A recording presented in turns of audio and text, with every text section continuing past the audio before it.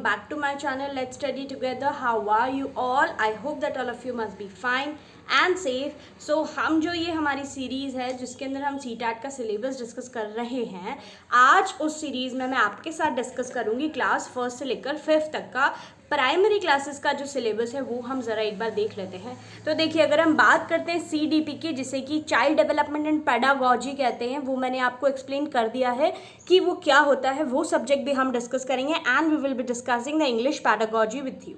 So if you look at class 1st to 5th, ये जो syllabus है हमारा चाइल्ड डेवलपमेंट, ये प्राइमरी स्कूल के बच्चों पर बेस्ड है। तो इसके अंदर पहला पॉइंट आप रीड कर सकते हैं, concept of development and its relation with learning. So आप क्या सीखेंगे कि कितने तरीके के कॉन्सेप्ट्स हैं डेवलपमेंट के और उसका रिलेशन क्या है लर्निंग से। Principle of the development of child, बिल्कुल डेवलपमेंट से related. Influence of heredity and environment, heredity and environment के बारे में हम जानेंगे। Socialization processes, social world and children, why socialization is so important. Teachers, parents, peers मतलब जो आपके फ्रेंड्स हैं, वो क्यों इम्पॉर्टेंट है। पियाजे, Kohlberg, Vygotsky, okay. Construct and critical perspective, उन लोगों की जो इंपॉर्टेंट डिफरेंट थ्योरीज है वो डिस्कस करेंगे। Concept of child centred and progressive education, सबसे इंपॉर्टेंट चाइल्ड सेंटर्ड। हमारा एजुकेशन सिस्टम क्या है, टीचर सेंटर्ड। हम टीचर चाहता है कि वो पूरी क्लास को क्या करे, ऑक्यूपाई कर ले, अपने अकॉर्डिंग वो बच्चों को पढ़ाए। बट NCF क्या कहता है कि class should always be child centred, child should be your centre. Child को सेंटर में रख के आपको पढ़ाना चाहिए। ओके, नेक्स्ट बात कर लेते हैं critical perspective of construct of intelligence. Intelligence की बात करेंगे, इंटेलिजेंस क्वेश्चन की, इंटेलिजेंस का फॉर्मूला किसने दिया, कितने टाइप्स की इंटेलिजेंस है। अब नेक्स्ट टॉपिक है आपका multi dimensional intelligence. Multi dimensional intelligent, इसका मतलब ये नहीं है कि जो पढ़ाई में अच्छा नहीं है वो बाकी चीज़ों में अच्छा नहीं हो सकता। Never ever think about it. You have seen the movie तारे ज़मीं पर, ओके। उसको क्या प्रॉब्लम थी, उसको प्रॉब्लम थी डिसलेक्सिया की, ओके। सो ये जो हमारे आप कह सकते हैं ये जो डिफरेंसेस हैं, ये जो डिसेबिलिटीज़ है, वो भी हम डिस्कस करेंगे। नेक्स्ट है आपकी, तो मेरा कहने का मतलब है multi dimensional. It means intelligence सिर्फ एक ही तरीके की नहीं होती कि जो पढ़ाई में अच्छा है वो इंटेलिजेंट है। Gender as a language and thought, बिल्कुल सोच, आपकी जो थॉट है, आपका विचार और भाषा, क्या डिफरेंस है, ठीक है, okay. Gender as a social construct, gender roles, gender bias, educational practices में कैसे हमारी क्लासेस में भी हम कभी कभी ऐसा करते हैं कि हम बॉयज़ को ज़्यादा प्रेफरेंस देते हैं या गर्ल्स को ज़्यादा प्रेफरेंस देते हैं, उस तरीके की चीज़ है, okay. Next is distinction between assessment of learning and assessment of learning, school based assessment, continuous and comprehensive evaluation, CCE के बारे में आप सबने सुना होगा, जो लोग CBSE स्कूल से पास आउट हैं या उससे किसी भी तरीके से जुड़े हुए हैं। Formulating appropriate questions for assessing readiness of level of the learners, for enhancing learning and critical thinking in the classroom, for assessing learners achievement। क्या पूछा जा रहा है हमसे कि किस तरीके से आप लर्नर को असेस करेंगे, कैसे आप पता लगाएंगे कि आपका लर्नर पढ़ाई करने के लिए, आपके साथ पढ़ने के लिए वो रेडी है, ठीक है। तो ये आपके 1st to 5th की अगर हम बात करें, CDP का जो 30 क्वेश्चंस आएंगे उनमें से 15 क्वेश्चंस इन ही टॉपिक्स में से आएंगे।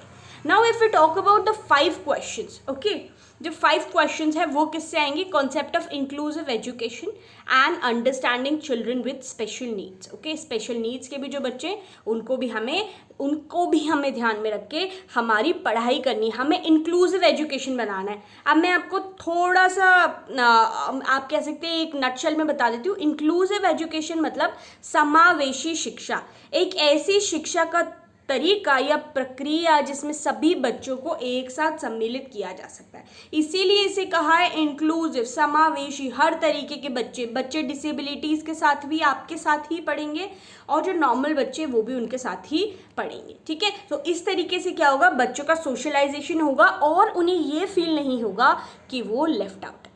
Addressing the children with learning disabilities, difficulties, impairment, बहुत सारी तरीके की डिफ़िकल्टीज़ है। Then there is learning and pedagogy.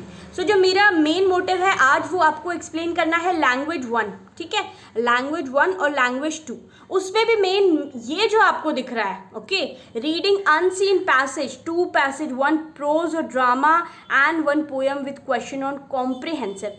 मतलब अगर आप इंग्लिश को लैंग्वेज 1 L1 चूज करते हो तो आपको 2 पैसेज मिलेंगे, ओके। एक पैसेज होगा आपका कॉम्प्रिहेंशन, जो कि पैराग्राफ होता है, बिल्कुल वैसा ही होगा, ओके, अनसीन होगा obviously, and 1 will be your poem, ठीक है। So now I will take you to the real जो क्वेश्चन, जो हमारा आप कह सकते हैं आपका जो क्वेश्चन पेपर है, मैं उस पर लेकर चलती हूँ आपको, ओके।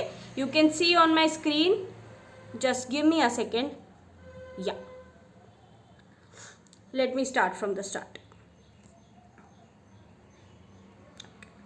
या so you can see on the screen, this is your question paper, ठीक है। कब का है ये देख लेते ज़रा, ये 2019 का आपका दिसंबर का पेपर है। सो कुछ इस तरीके के क्वेश्चन आते हैं। The most critical period of acquisition and development of languages, कि लैंग्वेज को, भाषा को अर्जित करने की, एक्वायर करने की सबसे क्रिटिकल डेट क्या, सबसे क्रिटिकल एज क्या होती है। तो कुछ इस तरीके के क्वेश्चंस हैं। हम देख लेते हैं आपका इंग्लिश का पैराग्राफ किस तरीके का आता है। नेक्स्ट आप मैथमेटिक्स और जो आपका सोशल साइंस है, EVS है, वो आपके फर्स्ट क्लास में होगा ही, जैसे मैंने आपको अपनी क्लास में बताया था।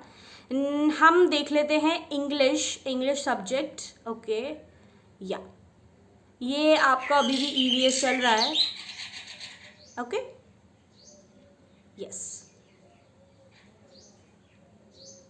Yes, this is the English, कह सकते हैं आप। इंग्लिश आपका यहाँ से स्टार्ट हो रहा है, पार्ट 4 L1 इंग्लिश। अब आप देख लीजिए पैराग्राफ किस तरीके का आता है। Read the passage given below and answer the questions that follow, question 91 to 99। It means आपके 91 से लेकर 99 तक के जो क्वेश्चन है वो इस पैराग्राफ से रिलेटेड है।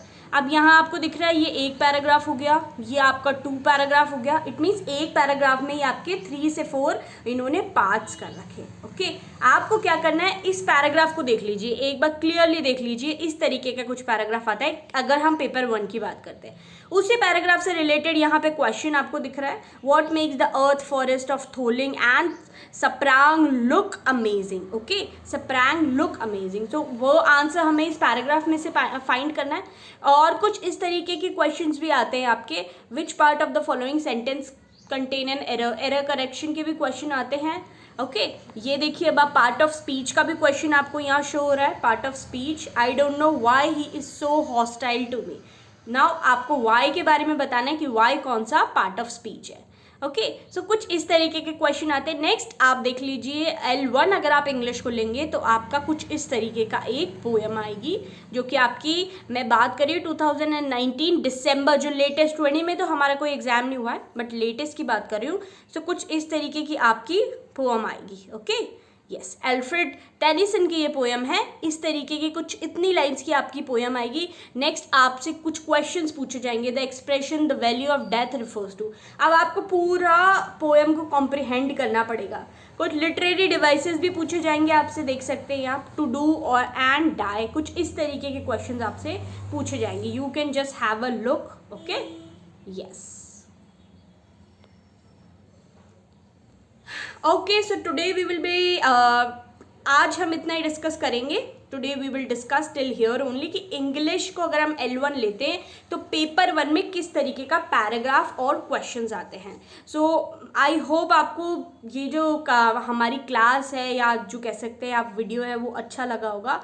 मेरा वीडियो अगर आपको अच्छा लगे तो please like, share and subscribe. Please इसे शेयर कीजिए अपने एजुकेशनल ग्रुप्स में, जो लोग भी CTAT क्लियर करना चाहते हैं या किसी भी तरीके का टीचिंग एग्जाम क्लियर करना चाहते हैं। Till then stay connected with me. Thank you so much, bye bye.